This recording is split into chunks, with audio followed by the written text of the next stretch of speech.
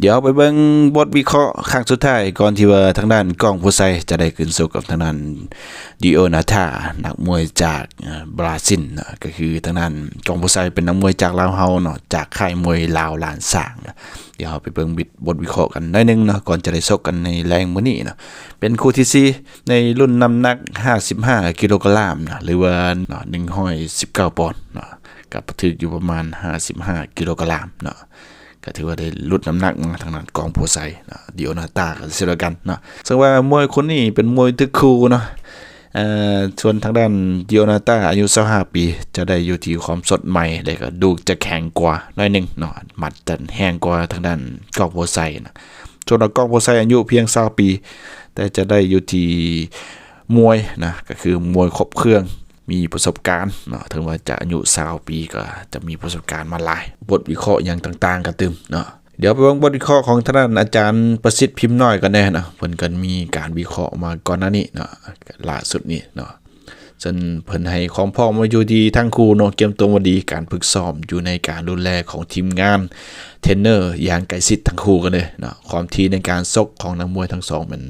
ไฟที่ผ่านมาประมาณ 3-4 เดือนก็ถือว่า50-50เพิ่นให้มาเนาะ50%นั่นแหละ2เป็นความสดความมั่นใจดิโอนาตาอายุ25ปีก็ถือว่ากำลังสดกำลังห้าวแต่ความมั่นใจจะเป็นทองได้นึงเนาะเพิ่นให้เป็นทองทางด้านกองโพไซนะจากฟอร์มการซกปีที่ผ่านมามันซก6ครั้งชนะเพียง2ชนะน็อกทั้ง2เนาะส่วนว่ากองโพไซมันอายุ20ปีมวยที่ว่ากำลังวัยรุ่นนะกำลังสดห้าวในปีที่ผ่านมามันสร้างผลงานได้อย่างดีนะก็คือชนะมา 3-4 ไฟรวดนะคว้าแชมป์มวยลาวไฟ2-4ไปนะแล้วก็เปิดตัวในวันข้างทมิตรถึงจะเสียคะแนนไปแต่ว่าความมุ่งมั่นตั้งใจสูงเนาะความสดมั่นใจอยู่ที่40-60ก็คือทางด้านกองโพไซได้ 60%มันคุบห่างช่วงซกเนาะดิโอนาตาได้ความหนาเสียเปรียบเรื่องความสูงเนาะหลุดอยู่5เซนนะช่วงซกมันสั้นกว่าเวลาเข้าบวกเข้าแรกมันจะเสียเปรียบส่วนกองโพไซจะบางกว่ามัดกล้ามเนื้อส่วนต่างๆมันจะเป็นทองแต่ว่าได้เปรียบอยู่ที่ความสูงความยาวดักเตะเข่าก็มีโอกาสชนะหลายกว่านะก็คือกองโพไซจะมีโอกาสชนะอยู่ 50% ต่อ 45%มันประสบการณ์ดิโอนาตามีประสบการณ์ในการชกมวยไทยหลายกว่านะ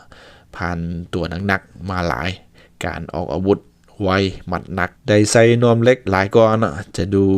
เนื้อในนึงนะจะอยู่ที่ 50% 45% นะกองโพไซได้